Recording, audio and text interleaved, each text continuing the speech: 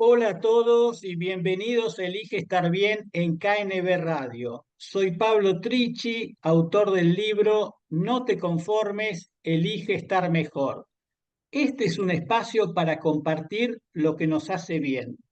Dentro de mi libro cito 20 claves y hoy quiero compartir con ustedes una muy especial, el poder de lo escrito. Por tal motivo, tengo de invitado a una persona que para mí es la representación misma de esta clave. Conozco a Jorge hace casi 15 años. Quiero contarles algo de él. Jorge López, nacido el 9 de julio, Buenos Aires, Argentina, es escritor de cuentos y novelas. Ha participado en recitales de lectura en Cartagena y Barranquilla en Colombia, Santa Clara y La Habana en Cuba y Chiguayante en Chile, entre otros.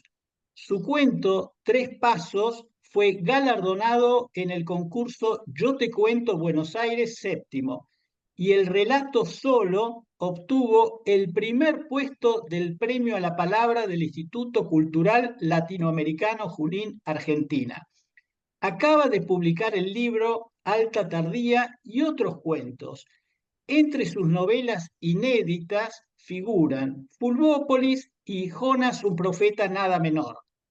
Jorge, muchas gracias por dedicarnos tu tiempo y acompañarnos en este espacio. Muy buenos augurios, Pablo, estimada audiencia de KNB Radio y de El Poder de lo Escrito. Pablo, realmente para mí es un gran placer de ocupar este prestigioso espacio y te agradezco y la verdad que esta iniciativa tuya de trasponer fronteras, difundiendo cultura, es un acontecimiento y me genera mucho placer. Gracias, Jorge, gracias realmente. Bueno, Jorge, tu carrera como escritor es muy prolífica. Vayamos a cosas que realmente nos interesan de ti. Has llevado tus cuentos a países tan diversos como Colombia, Cuba y Chile. ¿Cómo dirías que el poder de lo escrito te ha ayudado a elegir estar mejor al conectar con culturas tan distintas a través de tus palabras? Mira, Pablo, estimada audiencia, ¿qué puedo decir? Respecto de la literatura, tengo mucho agradecimiento. En realidad, parece lo que voy a decir un tanto idealista, pero los cuentos me llevaron a mí. Realmente ellos me llevaron, me hicieron viajar y me trasladaron a lugares maravillosos de nuestra América, por el caso Cartagena, como nombraste, Cuba, lo cual quiere decir que la escritura a mí me ensanchó la vida. Eso es maravilloso. Yo no sabía un día que iba a viajar y me iba a encontrar en Santa Clara, en un recital, donde también escuché a maravillosos escritores del Caribe, y esto es que un día me puse a escribir. Así que imaginemos lo que es y lo que recibí, no solamente lo que uno escribe, cómo te escucha, cómo otros escritores volcaron sus experiencias. Escribir una buena historia es el anhelo de todo escritor. En eso estamos tratando de que salga una buena historia. Es muy rico nuestro idioma. Es fabuloso el idioma de Cervantes. Jorge, una pregunta en función de lo que estás comentando. ¿Cómo se te ocurren los cuentos? ¿A qué se debe? ¿Cuál es el despertador realmente que te dispara escribir un cuento? Es muy excelente la pregunta.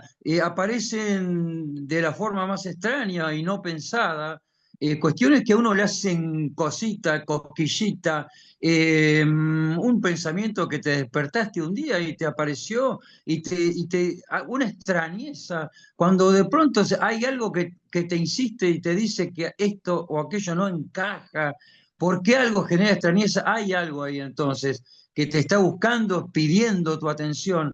Y si se puede dar y ponerlo en modo literario, puede dar lugar, suponte, el trato diferenciado hacia alguien que viste en la calle, de una palabra, un niño que de pronto dice una frase de un adulto. hay cosas realmente que a veces por estar muy, muy ocupados las dejamos pasar, pero son todas cosas espontáneas y uno se detiene y dice, oh, ahí hay algo. Y da lugar a temas, sí, sí, seguramente, sí. A veces, muchas veces no es pensado. Bien, bien. Mira, a ver, dos de tus relatos, Tres Pasos y Solo, han ganado premios, como lo hemos citado. ¿Hay una historia detrás de ellos? O sea, ¿qué lección para estar mejor te llevó a escribirlos? Indudablemente, ahí has puesto el énfasis en algo muy importante. No hay texto sin contexto, ya sea individual o social y colectivo. Algo a uno en la vida le está pasando, es en el contexto propio de cada uno, del diario que hacer, del devenir, y a su vez estás viviendo en una sociedad que le pasan cosas. Es decir, hay dos contextos que te están influyendo muchísimo. En el caso particular de Tres Pasos, ojalá la audiencia tenga oportunidad en un momento dado de hacerse el relato.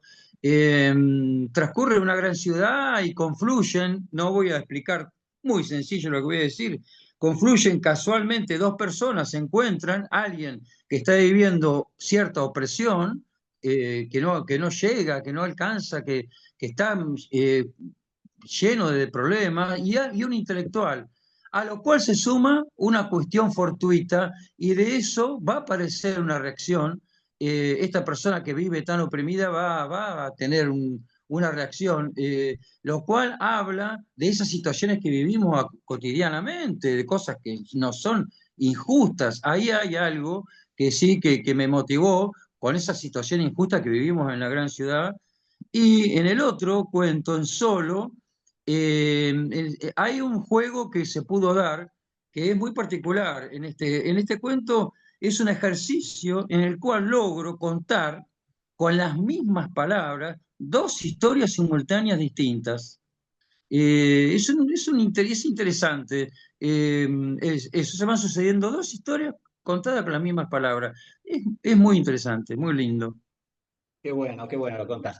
Bueno, otra pregunta. Dos de tus novelas, Fulvópolis y Jonas, un profeta nada menor, siguen inéditas. A nivel personal, ¿qué significa para ti escribir sin la certeza de ser publicado? Bueno, en primer lugar te diría, ya que me lo preguntás así, dos cosas, una positiva y una negativa. La positiva es que no son obviamente obras encargadas por nadie, uno se la autoencarga, por lo tanto hay una enorme decisión de escribirlas, porque la vas a escribir y no sabes si la vas a publicar. Entonces, ¿para qué la escribís? Bueno, por un enorme convencimiento. Yo al escribir Fulvópolis, que le viene a ser la ciudad del fútbol, eh, es un tema muy, muy, muy candente de cómo el fútbol puede ser utilizado con fines no solamente deportivos. Eh, por lo tanto, estoy muy convencido de eso y me lanzo a escribirlo. Es como una carta que la escribís y no sabés cuál es el destinatario.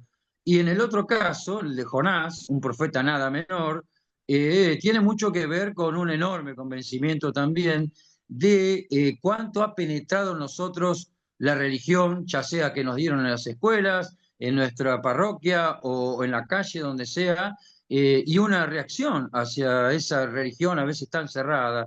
Y se escriben porque hay una necesidad de escribirlo. Si no lo escribía, eso, te digo la verdad, iba a implosionar dentro mío. Entonces lo escribí, ya veremos lo que Está pasa. bien, Ojalá se pudieran publicar.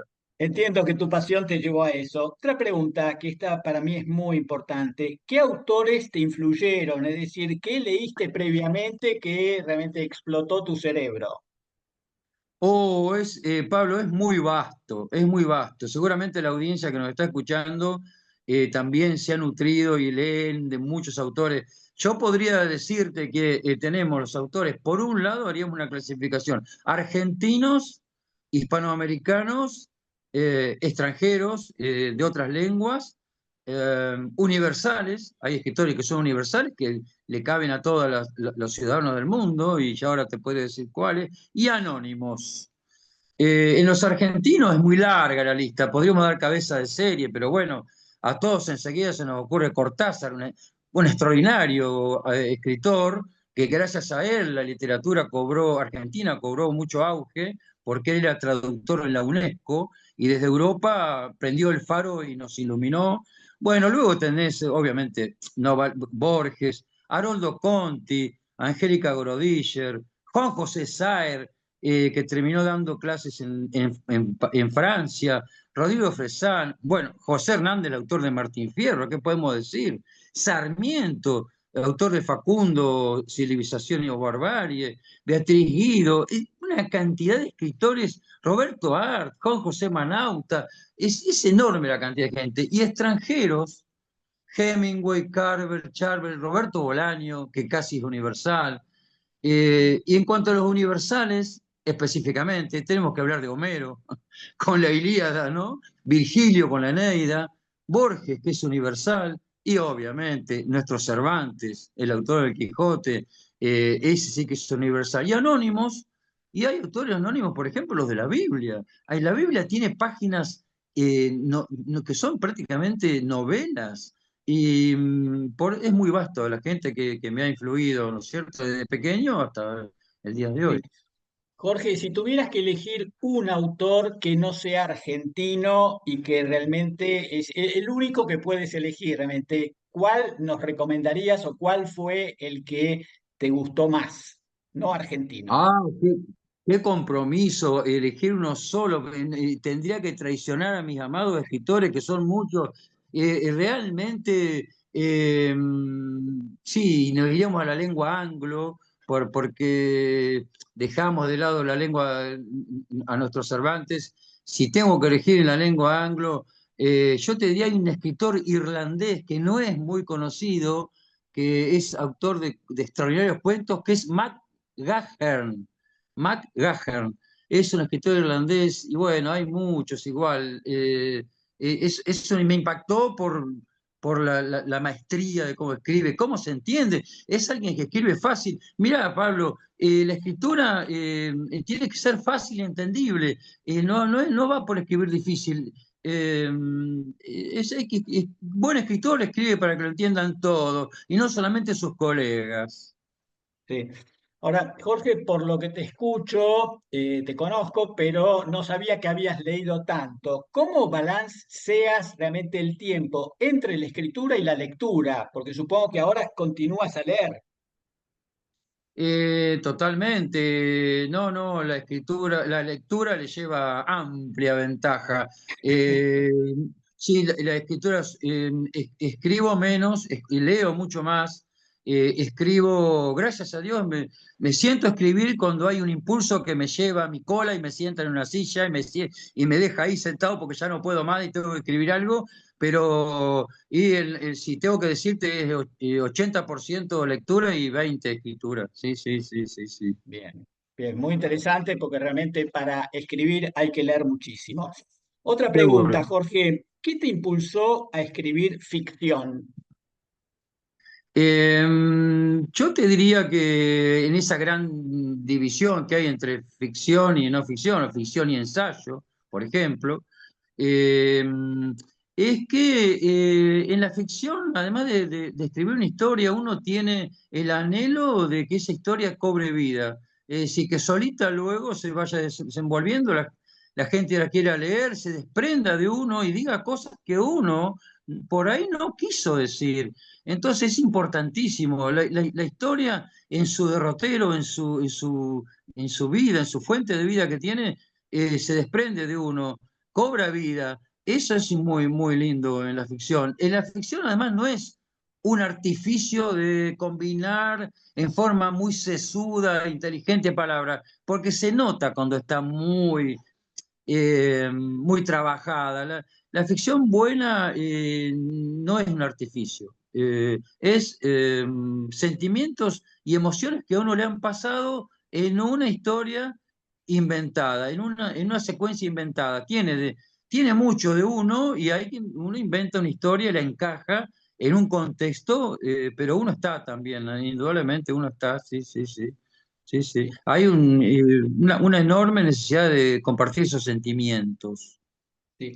¿Has participado en talleres literarios? ¿Hay gente que te corrige? ¿Cómo sería el mecanismo para que realmente salga a la luz un libro tuyo?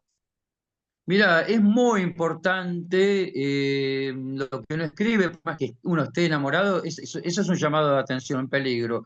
Si uno porque no se puede escribir sin pasión. Por lo tanto, si te enamoras mucho, no ves todo, porque el estado de enamoramiento es así. Entonces hay que mostrarlo, siempre hay que hacerlo, darlo a leer a conocidos, gente que le gusta la lectura. Susana, mi señora, muchas veces es abordada con distintos textos, no mucho, pero le pido que los lea. Y también tengo una correctora que está citada en mi libro, de acá de 9 de Julio, que es una gran escritora, que estudió en la Universidad Complutense de Madrid, eh, que se llama Adriana Romano, y que me ha enseñado cosas. Escribir tiene mucho de técnica. Hay mucha técnica, sí, seguramente, como todo. Hay enormes tips para escribir, importantísimos. Sí, sí, los doy a corregir. A- Ahora bien, esta gente a la cual le das tus manuscritos para que lo corrijan y después te dicen, bueno, cambia el enfoque,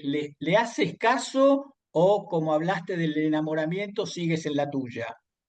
Si seguís el enamoramiento, posiblemente termines eh, como muchos enamorados, llevados por la pasión. Tenés que aceptar, y eso es muy importante, porque ahí se pone en juego la vanidad. Por ahí está tan enamorado y te dicen, no, vas por el camino equivocado, o este personaje, o esta trama, o no se entiende lo que decís. Es muy importante, hay que aceptar que te corrijan. Sí, es uno de los primeros escalones para escribir. Hay que aceptar que ibas por el camino equivocado y eso te hace ganar tiempo, porque si seguís por el camino equivocado te perdés. No, no, es muy importante aceptar todo lo que un buen corrector te dice. No, lo veo muy sabio realmente lo que dices porque muchas veces hay escritores donde verdaderamente se enamoran y los correctores le dicen por acá no es y siguen en la suya y no hay caso de realmente dar vuelta. Así que la flexibilidad en un escritor, a mi modo de ver, realmente es muy, muy importante y aprender, permanentemente aprender del otro. Bueno, quisiera conocer algo más, o sea, ¿qué acontecimientos fueron determinantes en tu persona? Pablo, que me decís, tiene connotaciones vastas. Tendríamos que separar los acontecimientos previos a mi llegada a este mundo, los de mi infancia y posteriores. Previo a mi llegada, obviamente, que Gutenberg ha sido un enorme acontecimiento, el creador de la imprenta, ¿no es cierto? Luego, cómo se fundó América y la avanzada de la Iglesia Católica, que yo pongo muchísimo énfasis en eso, porque nuestra cultura hispanoamericana está muy influida por esa enseñanza. Luego, tiene mucho que ver la familia donde yo nací, una mamá maestra rural completamente convencida con la gesta de educar, y mi padre muy emprendedor, hijo de inmigrantes españoles. Luego podríamos decir también en mi infancia la ausencia absoluta de televisión. Nuestro pueblo, que es una ciudad chica de 40.000 habitantes, hasta hace unos años no llegaba a la televisión. De modo que eso me marcó. ¿Por qué? Porque nos volcábamos a leer libros e historietas, y este fenómeno que estamos compartiendo ahora, el de la radio, el del éter, digamos, lo que se transmite por el éter, fue algo maravilloso. Yo estaba conectado con el mundo a través de una radio a pilas que rogaba que no se descargaran, o las ponía, tenía trucos para recargar las pilas, como ponerlas al sol, por ejemplo. Así que, y Este, también me influyó mucho la instrucción católica cerrada de la escuela que concurrí. Y por último, un tema muy social en Argentina, cual fue las intervenciones militares, las interrupciones de la democracia y el maridaje extraño entre el poder, ciertos medios y el fútbol, que han servido para influir y manipular la opinión pública. Todas esas cosas me han influido, obviamente, además de muchas otras. sí. ¿A qué edad empezaste a leer? No, no, muy pequeño, muy pequeño. Mamá, vuelvo a repetir, era maestra, así que cuando a los 5 años ya en primer grado había que leer sí o sí. Y eso le agradezco mucho a mi mamá, porque leer y luego está comprender, porque al principio uno lee y por ahí no comprende mucho, depende del sistema de enseñanza, pero primero está leer y después está comprender lo que uno lee, que eso lleva más trabajo, pero de chico, sí. Bien, bien.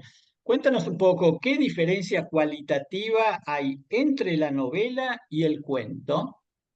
Muy buena la pregunta, porque en primer lugar se nos representa que novela y cuento se diferencian por la extensión, por la cantidad. La novela suele ser muy vasta y dilatada, ¿no? Hay una diferencia cualitativa, como vos decís. En la novela puede haber un tema dominante y subtemas que van apareciendo, ¿no es cierto? Suponte, la guerra de secesión en Estados Unidos ha dado lugar a libros vastos, con temas y con familias y con personajes que se van desgranando unos a otros. En el cuento hay un hecho concreto en derredor del cual es, acontece toda la acción. Lo han dicho muchos especialistas, como por ejemplo, hay una unidad de efecto. Todo lo que se va contando tiene que contribuir a una cuestión central que se va a saber normalmente al final. ¿Cómo te puedo decir? El cuento es como una mecha encendida que va en una sola dirección, una mecha que va agrandándose y que va a ser implosión. No puede tener desvíos. Eh, es eso más o menos la diferencia, es muy importante, sí. Y tal cual. Ahora, ¿qué prefieres? Si tuvieras que elegir siempre uno, te pongo en un aprieto. O sea, entre escribir una novela o escribir un cuento. Bien, en cuanto a escribir,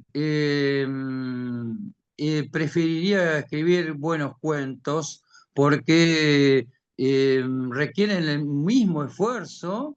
Un cuento, para que tengan una idea, la audiencia y vos, puede ser escrito de una sentada, no digo que no, pero eso estuvo trabajando en tu alma mucho tiempo.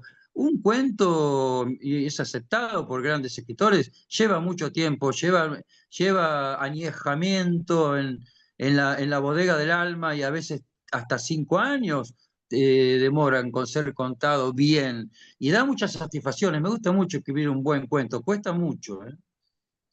Me imagino, me imagino. Bien, ¿tienes un propósito deliberado cuando escribes? En realidad, digamos que hay un propósito general en todos los casos. El escritor quiere transmitir esa emoción que tuvo y lo querés representar en una historia y que esté ahí, y esa emoción se transmita a tus lectores, es que es conmover, que es emocionarlos. Por otro lado, hay otro propósito a veces, más concreto a su vez, que es eh, objetivar, o si tener como objeto una crítica hacia algo que no te gusta, o situaciones que las rechazás. Eh, Incluso hay escritores que pueden escribir en contra de alguien de mucho poder, por ejemplo, y que su idea era escribir contra alguien, pero que el libro a raíz de eso se hizo universal. Que, es decir, haciendo algo particular. Por ejemplo, en el Martín Fierro, José Hernández está muy enojado con el ministro de Guerra de ese momento, ¿no? El ministro de Guerra de Sarmiento, porque ve cómo maltratan a la gente de los arrabales y la llevan a la guerra a la fuerza. Él está en contra del ministro de Guerra, pero escribe una obra universal. A raíz de estar enojado con alguien, su obra trasciende y habla de la vida, del hombre, de la libertad, por haber escrito y por haber estado enojado con alguien. Así que a veces se escapa de las manos y sale algo muy bien. Genial, genial. Un tema, o sea, en la introducción vimos que fuiste galardonado, ganaste premios. Como el programa se llama Elige estar bien, o sea, estos premios es una caricia para el alma, ¿Es algo que viene para el ego o es algo que realmente te hace sentir mucho mejor como ser humano, como persona, porque estás transmitiendo una idea que está bien recibida por el público y un público que realmente lo sabe y lo reconoce? Sí, sí, hay dos cosas. A ver, cuando te premian, hay un enorme agradecimiento a los que te ayudaron en el derrotero de escribir y hacia el jurado que te eligió, por supuesto. Uno no puede ser tan desagradecido y decir, no, no me importa el premio. Eso es el primer punto. Segundo, una vez dado el premio, ya está. Ya está. A otra cosa. Ojo con la vanidad de creérsela. Cuanto más grande el premio, más peligroso yo creo que es. Hay gente que ha ganado grandes premios y nunca más figuró. Eh, el premio tiene un arma de doble filo. Muy agradecido a que te lo den, contento, pero ahí se terminó. El momento que lo recibiste ya está, a otra cosa, porque hay que hacer otra cosa, porque también está el riesgo de querer de repetirse. Ah, bueno, ya que este cuento me salió bien y me lo premiaron, vamos a hacer uno parecido. No, no, el creador tiene que crear, y si haces otro y no te sale, no importa. No importa, hay que experimentar y seguir creando, no repetirse. Muy bueno esto que dices de experimentar. Otra pregunta, ¿cómo defines el tema y el tono al momento de plasmar una historia? ¿De dónde sacas el material para escribir? Mirá, muy interesante lo que me decís. El tema es importantísimo porque va a definir los escenarios, los personajes, la historia en sí. Por ejemplo, a ver, la esclavitud en las ciudades postmodernas, digamos, ¿no? La era de la informática y la inteligencia artificial. Eh, cuántos temas puede haber? Y ese tema es el que va a definir el tono, porque, a ver, la vida en la sociedad agroindustrial o el casamiento hoy en día, eh, la aparición del tango en la Argentina, son temas tan diversos que el tono se va a tener que acomodar a lo que vos quieras hacer. Si vos estás haciendo una crítica a la tecnología que nos está esclavizando, bueno, ahí puede haber un tono de parodia. Ahí puedes hacer una historia donde los robots eh, sean los patrones y las personas humanas lo estén sirviendo, le estén sirviendo el café, estén limpiando la casa. Es decir, esa crítica puede aparecer en tono de parodia y el tono va a ser mordaz, obviamente. Así que tema y tono están muy vinculados. Bien. Última pregunta, ¿cómo ves la literatura del siglo XXI? Yo creo que la literatura es cada vez más rica. No hay que asustarse por lo que justo realmente recién decíamos de la inteligencia artificial, de que hay una máquina que hace todo, ¿no? No, la literatura es crear y es emocionarse. No, las máquinas no se van a emocionar. O si no, no tengamos miedo. Las máquinas no van a tener miedo, por ejemplo, y del miedo salen grandes obras. Creo que se sirve la literatura del siglo XXI de todos los siglos pasados porque es eso, es una acumulación de conocimientos. Va a ser mucho mejor. Bien. Jorge, no tenía dudas al invitarte de que ibas a dejar bien en alto el poder de lo escrito. Muchas gracias por haber compartido tu historia con nosotros. Tu pluma será una fuente de inspiración para quienes vamos a leerte. Por favor, dinos dónde se puede conseguir tu libro, dónde te podemos encontrar en Eh, este éter de Internet. Bien, usando el Internet, justamente, a ver, se consigue en una librería que es libre con B corta, espacio de libros, 9 de julio, Argentina.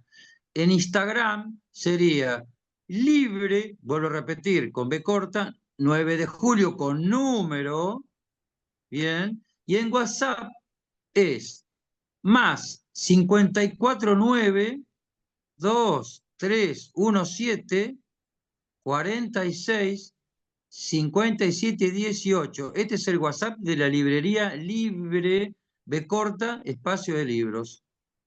Puedo Bien, repetir, más 549-2317-46-57-18. perfecto, perfecto, ya lo anotamos. Bueno, como te dije, Jorge, realmente muchas gracias y a toda la audiencia que nos escuchó, les comento que en una semana volveremos a encontrarnos en este hermoso espacio. Un abrazo para todos.